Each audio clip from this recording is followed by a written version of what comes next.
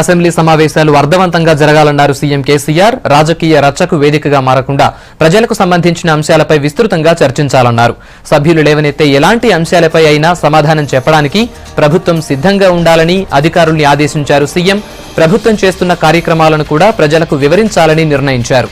Assembly సమావేశాలపై ప్రగతి భవన్లో మంత్రి హరీష్ రావు ఇతర అధికారులతో రివ్యూ చేశారు ముఖ్యమంత్రి. అసెంబ్లీలో సభ్యులు ఏ అంశాలని ప్రస్తావించినా సమాధానం చెప్పడానికి పూర్తి సమాచారంతో రెడీగా ఉండాలన్నారు.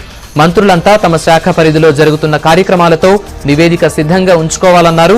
సభ్యులు ప్రశ్నలకు సమాధానం చెప్పడంతో పాటు వారిచ్చే సలహాలు సూచనలు స్వీకరించేందుకు కూడా ప్రభుత్వం సిద్ధంగా ఉందన్నారు. రాజకీయాల కోసం సభను అడ్డుకోవద్దని ముందుగానే సభ్యులకు సూచించాలన్నారు సీఎం. మంత్రుల నుంచి సమాచారం తెప్పించే బాధ్యతను హరీష్ రావుకు అప్పగించారు.